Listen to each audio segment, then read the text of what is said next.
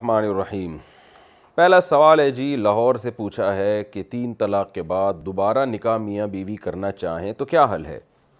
کچھ عرصہ پہلے میرے شوہر نے مجھے 1 طلاق دی، اس کے بعد ہم نے صلح کر لی اور رجوع ہو گیا۔ اس کے بعد کسی ایشو پر شوہر نے دوبارہ مجھے طلاق دے دی۔ اس بارے میں اللہ کے حکم سے ہماری رہنمائی فرمائیں، کیا ہمارے پاس اب اس کا کوئی حل ہے؟ دوبارہ طلاق دی نا تو 2 طلاقیں ہو گئیں۔ سوال میں عنوان ہے 3 طلاق اور یہاں 2 طلاقیں دی ہیں،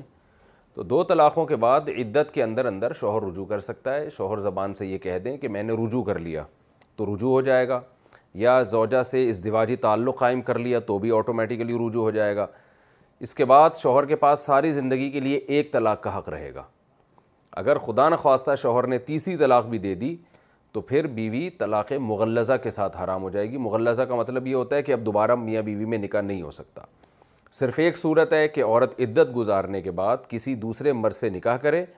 اسی کے ساتھ زندگی گزارے اور اس مرد کے ساتھ ازدواجی تعلق بھی قائم ہو، پھر اسی کے ساتھ زندگی گزارے۔ اگر اس کے ساتھ اس کی نہیں بن رہی ہے، یا وہ دوسرا مرد نہیں رکھنا چاہتا اور اس کو طلاق دے دیتا ہے، یا اس کی ڈیتھ ہو جاتی ہے، تو پھر عورت عدت گزارنے کے بعد جہاں چاہے نکاح کرے، پہلے شوہر سے بھی کر سکتی ہے، پہلے کے علاوہ بھی کر سکتی ہے۔ تو اس کے ناجائز ہونے کی کوئی دلیل نہیں ہے۔ جو حلالہ اسلام میں حرام ہے وہ ایگریمنٹ کے تحت جو کیا جاتا ہے نا، 3 طلاق کے بعد عدت کے بعد عورت کسی مرد سے پراپر ایگریمنٹ کرے کہ بھئی میں تم سے اس شرط کے ساتھ نکاح کر رہی ہوں کہ تم نے ہم بستری کے بعد مجھے طلاق دینی ہے، تو یہ ایگریمنٹ ناجائز ہے۔ ایگریمنٹ کے بغیر اگر نکاح ہوتا ہے تو اس میں ناجائز ہونے کی کوئی دلیل نہیں ہے اس کی، کیونکہ عورت کے لیے جائز ہے، کہیں بھی نکاح کر سکتی ہے، اور شوہر اس کو کسی بھی بیس پہ دوسرا میاں چھوڑ سکتا ہے، چاہے وہ اسی بیس پہ چھوڑ دے کہ یہ پہلے شوہر سے نکاح کرنا چاہتی ہے، یا کسی اور وجہ سے چھوڑ دے، تو ہاں نامعقول وجہ ہوگی تو پھر طلاق بہرحال ایک ناپسندیدہ چیز ہے۔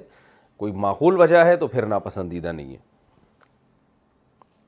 خواتین کی نماز کا مسنون طریقہ، اگر کوئی عورت مردوں کی طرح سجدہ کرے اور ہم اس کو سمجھائیں کہ مرد اور عورت کی نماز میں فرق ہوتا ہے، وہ آگے سے کہے کہ نبی پاک صلی اللہ علیہ وسلم کی سنت پر عمل کر رہی ہوں، آپ نے فرمایا ہے کہ ایسے نماز پڑھو جیسے مجھے پڑھتے ہوئے دیکھا ہے، تو ہم اس کو کس طرح سمجھائیں؟ بنت حوا دبئی سے آپ ان کو سمجھائیں کہ نبی صلی اللہ علیہ وسلم نے جیسے نماز کے بارے میں فرمایا نا کہ ایسے نماز پڑھو جیسے مجھے پڑھتے ہوئے دیکھا ہے، تو سیم اسی طرح نبی نے حج کے بارے میں بھی فرمایا کہ خذوا عنی مناسککم، حج ایسے کرو جیسے میں کرتا ہوں۔ تو اب کوئی عورت اگر صفا مروہ میں چلنے کے بجائے دوڑنا شروع کر دے اور زور زور سے لبیک اللہم لبیک کہنا شروع کر دے، اور آپ اس کو سمجھائیں کہ عورتیں آہستہ لبیک کہیں گی، عورتیں صفا مروہ میں دوڑیں گی نہیں بلکہ چلیں گی، تو اب کوئی خاتون یہی دلیل پیش کرے کہ نبی نے تو فرمایا ایسے حج کرو جیسے میں کر رہا ہوں، تو آپ اس کو کیا جواب دیں گے؟ یہی جواب دیا جائے گا کہ یہ اجماعی مسئلہ ہے، امت کا اجماع ہے کہ عورت لبیک آہستہ کہے گی اور صفا مروہ پہ دوڑے گی نہیں، کیونکہ وہ عورت ہے، عبادت میں عورت کا عورت پن جھلکنا یہ ضروری ہے۔ تو جیسے وہاں پر کوئی یہ دلیل دے کہ نبی صلی اللہ علیہ وسلم نے فرمایا جیسے میں نے حج کیا ایسے کرو، تو نبی نے تو زور سے لبیک کہا ہے تو ہم بھی زور سے لبیک کہیں گے، تو اس کے خلاف دلیل دی جائے گی اجماع امت، تواتر عملی، کہ تواتر عملی سے یہ بات چلی آ رہی ہے کہ عورت آہستہ لبیک کہے گی، عورت صفا مروہ پہ دوڑے گی نہیں بلکہ چلے گی، کیونکہ اس کا تعلق پردے سے ہے۔ تو اسی طرح آپ جب کسی خاتون سے کہیں کہ سمٹ کے نماز پڑھو، مردوں کی طرح نماز نہ پڑھو، کیونکہ تم عورت ہو، عورت کے لیے سمٹنے کا حکم ہے، اس میں اس کا حیا زیادہ ہے، پردہ زیادہ ہے، تو اگر وہ جواب میں کہتی ہے کہ صلو کما رأیتمونی اصلی، حدیث میں آتا ہے کہ ایسے نماز پڑھو جیسے میں پڑھتا ہوں، تو حج کے بارے میں بھی تو یہ آتا ہے نا،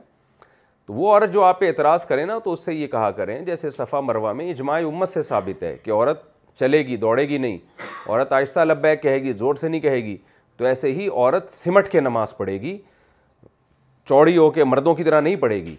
بڑے بڑے محدثین کا یہی مذہب تھا، امام احمد ابن حنبل جو امام بخاری کے استاذ ہیں ان کی بھی یہی رائے ہے، امام ابو حنیفہ کی بھی، امام شافعی کی بھی، امام مالک کی بھی، چاروں ائمہ کا اتفاق ہے اس مسئلے پر۔ امام بخاری رحمہ اللہ نے ایک تابعیہ کا تذکرہ کیا ہے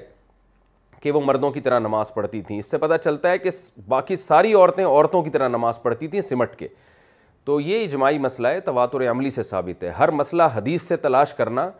اور اس پہ حدیث کا مطالبہ کرنا اہل علم کی نظر میں ایک جہالت والا عمل ہے۔ حدیث سے مراد قولی حدیث، تو حدیث کبھی تواتر عملی سے بھی ثابت ہوتی ہے، ایک چیز متواتر چلی آ رہی ہے، کیونکہ بہت سارے فروق تو صریح حدیثوں سے ثابت ہیں کہ عورت اور مرد کی نماز میں فرق ہے. جیسے عورت جب مرد کے پیچھے کھڑے ہو کر نماز پڑھے گی، مرد امام اگر غلطی کرے گا تو مرد پیچھے اس کو تنبیہ کرے گا سبحان اللہ کہہ کے، عورت کو بولنے کی اجازت نہیں ہے. حدیث میں آتا ہے وہ دائیں ہاتھ بائیں ہاتھ پہ مارے گی. حضرت عائشہ نے جب خواتین کی امامت کی تو بیچ میں کھڑے ہو کر امامت کی، آگے نہیں بڑھی، حالانکہ نبی صلی اللہ علیہ وسلم تو آگے بڑھ کے امامت کرتے تھے. اسی طرح نبی صلی اللہ علیہ وسلم نے فرمایا عورت کے گھر کی نماز مسجد کی نماز سے بہتر ہے، پھر گھر میں بھی کمرے کے اندر کی نماز یہ صحن کی نماز سے بہتر ہے. تو عورت کو نماز کی حالت میں مکمل جو ہے وہ پردے میں لایا جا رہا ہے. تو یہ کیسے ممکن ہے کہ وہ بالکل مردوں کی طرح اپنے کولے اوپر کر کے سردے میں نماز پڑھے اور بالکل ہی مردوں کی طرح پھیل کے نماز پڑھے؟ تو اجماع امت سے یہ بات ثابت ہے، چاروں ائمہ کا اس پر اجماع ہے، اور یہ چاروں ائمہ بڑے بڑے مجتہدین تھے. امام مالک تو تبع تابعین میں سے ہیں، امام ابو حنیفہ تابعین میں سے ہیں، پھر امام احمد بن حنبل، امام شافعی، یہ سب ایک دوسرے کے شاگردوں میں سے ہیں، اور بڑے بڑے ائمہ مجتہدین ہیں. یہ وہ حدیث جانتے تھے جس میں آتا ہے کہ صلو کما رأیتمونی اصلی، نبی نے فرمایا ایسے نماز پڑھو جیسے میں نماز پڑھتا ہوں. امام احمد بن حنبل تو اس حدیث کو نقل کر رہے ہیں، پھر بھی فتویٰ یہ دے رہے ہیں کہ عورت سمٹ کے نماز پڑھے گی، کیونکہ انہوں نے اپنے زمانے میں اپنے مشائخ کو سب کو یہی دیکھا تھا. تو ان ائمہ مجتہدین کا زمانہ نبی کے زمانے کے بہت قریب تھا، تو ان کے فتوے کی زیادہ ویلیو ہے بنسبت آج سعودی عرب کے جو شیخ بن باز رحمہ اللہ یا شیخ صالح العثیمین رحمہ اللہ ان کے فتوے سے. تو یہ ان دو بزرگوں نے فتویٰ دیا ہے کہ عورت مردوں کی طرح نماز پڑھے گی. اس کے بعد پھر یہ فتویٰ دنیا میں زیادہ رائج ہوا ہے، ورنہ اس سے پہلے جتنے بھی حنبلی علماء ہیں وہ سب یہی فتویٰ دیتے تھے عورت سمٹ کے نماز پڑھے گی. تو ان کا ایک تفرد ہے، ان کا ایک شاذ قول ہے جو سب نے لے لیا. یہاں تک کہ ہندوستان میں جو اہل حدیث ہیں، جو قدیم اہل حدیث ہیں 150 سال پرانے، وہ بھی یہی فتویٰ دیتے تھے کہ عورت، ان کی جو پرانی اردو فتاویٰ کی کتابیں ہیں اس میں سب میں یہی لکھا ہوا ہے کہ عورت سمٹ کے نماز پڑھے گی. تو یہ اجماعی تواتر عملی سے اجماع امت سے چلا آ رہا تھا. اب جا کے اس میں سعودیہ کے بعض سلفی علماء کا ایک تفرد ہے، پھر اسی کو ساری دنیا میں جو دنیا نے اس کو اڈاپٹ کیا. ورنہ جتنے ماضی کے مجتہدین ہیں جو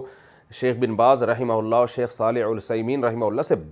کئی گنا بڑے بڑے علامے ہیں، ان سب کا یہی فتویٰ تھا کہ عورت سمٹ کے نماز پڑھے گی، اور اس فتوے کی بیس اجماع امت اور تواتر عملی ہے جو صدیوں سے چلا آ رہا ہے. یہ بالکل ایسا ہی ہے جیسے آج کوئی اٹھ کے فتویٰ دے دے کہ عورت صفا مروہ میں دوڑے گی،